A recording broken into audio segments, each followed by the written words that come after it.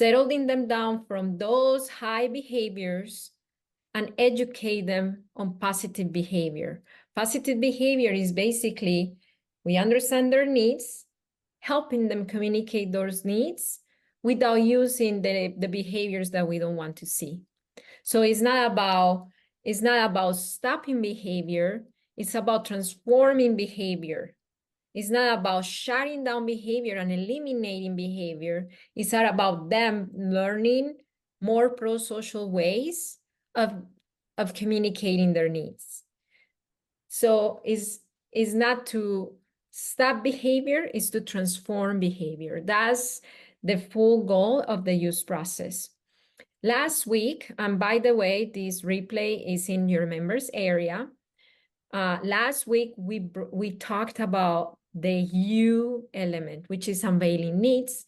We talked about the cycle of need. And now this week, we are going to move on to the S element. And then next week, the E element, which is educating children on positive behaviors.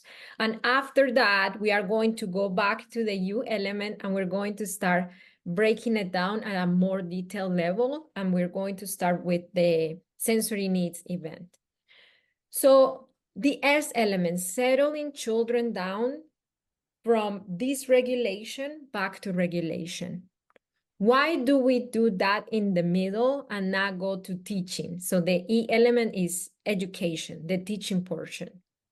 Because according to research, children cannot learn.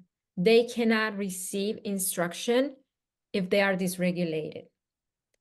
So the reasoning,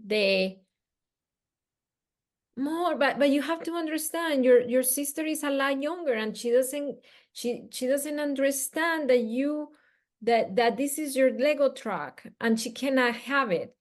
If your son is in that dysregulated state, he won't get none of that. All of that is going to translate to noise. So I don't know, let me know if you lived this growing up, but for me growing up when I was dysregulated, my mom was in that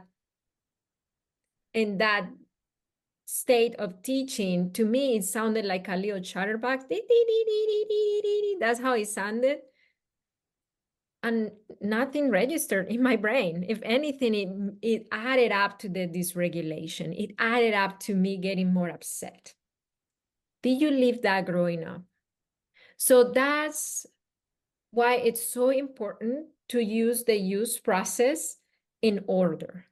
Okay, we know the need. Let's settle in them down before we move into teaching. So it is important because we need to bring their brain from survival state back to logical thinking. Because on this state, on this level of thinking is that they learn. And they can only get there if they are regulated. According to crisis prevention intervention, there are 4 behavior levels. So what are behavior levels? Behavior is not a linear thing. It's not like your children are happy and then the next thing they are throwing a tantrum and hitting and kicking and screaming, even though it may seem like it. It may seem like my child goes from 0 to 1,000 in a matter of seconds. There is a progression. There is a curve. So I brought my little pizarrón. How do you say pizarrón? I don't know. How do you say this in English? Pizarrón. This little Board. my board, yes. Because I want to draw my point home. So imagine, let me turn off this light. Imagine that behavior is a curve. It goes up and it goes down. Okay? My child won't stop hitting. That's not the reality. The reality is that they do stop hitting. Is your child hitting right now? No. So they do stop hitting. I'm saying that to say that behavior, there is a point, that it's a curve. It starts raising up, it hits the climax or the boiling point, the highest point, the meltdown point, and it goes down, okay? It's a curve. While children are raising up in their behavior curve, let's just say this is the meltdown level, there are early signs. When we understand those early signs, and by the way, how I said, in later weeks, we're going to break down each early sign. When we are able to read those early signs, we are a lot more effective settling them down before they reach the peak. So the idea is not to think, how do I stop this meltdown and tantrum, but to think, how do I prevent it from getting up here? Okay? So think about what sets your child off.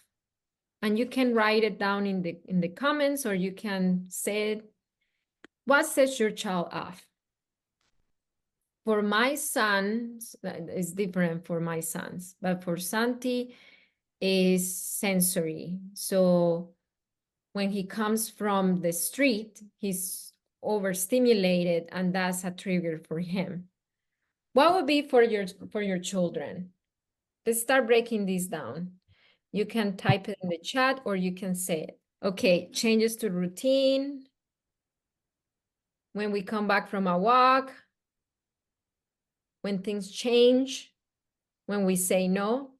Okay, overstimulation, overtired, overexcited, overstimulated. So I see a lot of sensory needs there. So if we know that that's the trigger, then the question that we ask is not how to handle the meltdown, but how to help them with their trigger in the first place. So that's the first level of dysregulation, the trigger.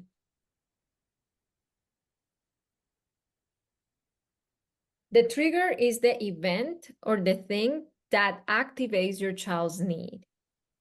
In this case, the sensory need, the overstimulation. What happens? If the need is not met, or if the need is too pressing, children escalate to the next one, which is anxiety. On the anxiety level, there are different ways to recognize it, and it's not a one-size-fits-all for children. With my one-on-one clients, I go through a series of questions to know what anxiety looks like in their children.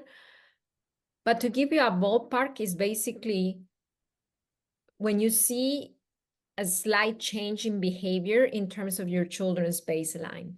So let's just say that your children's baseline is, he's usually very hyperactive. He's a social butterfly.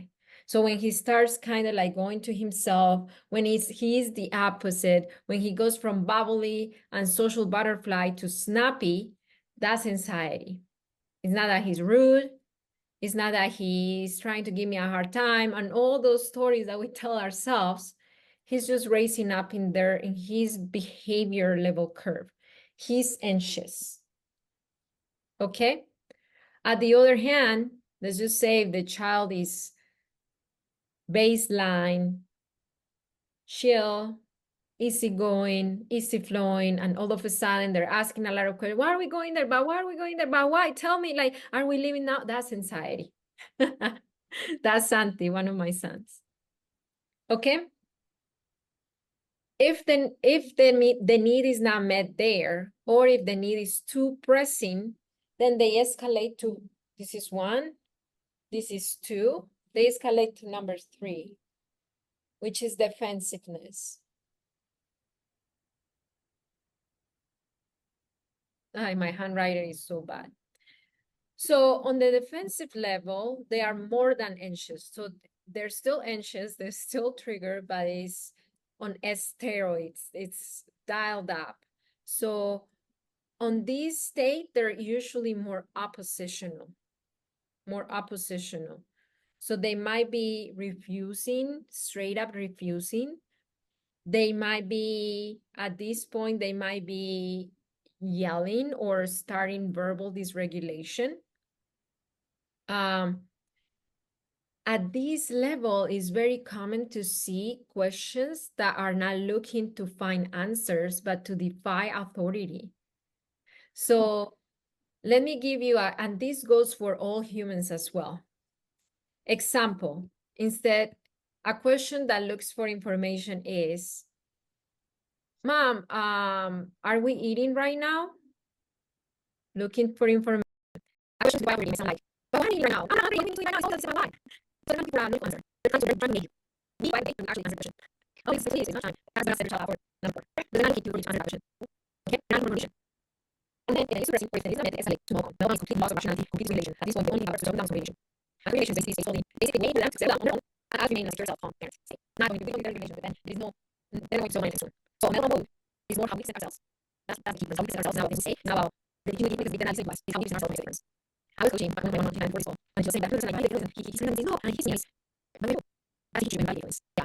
Okay. Well, mental mode, children don't respond. To grow up the same way because they're not listening. It's just like they don't talk about somebody here. Even they're sustainable, gentle, kind, body, they're not hearing. So they basically want to say more to the so these are the behaviors, the trigger, the anxiety, the business, I want to give you an overview of them. I need to just going back to them. So on behavior scale, backwards, when children are raising up behavior.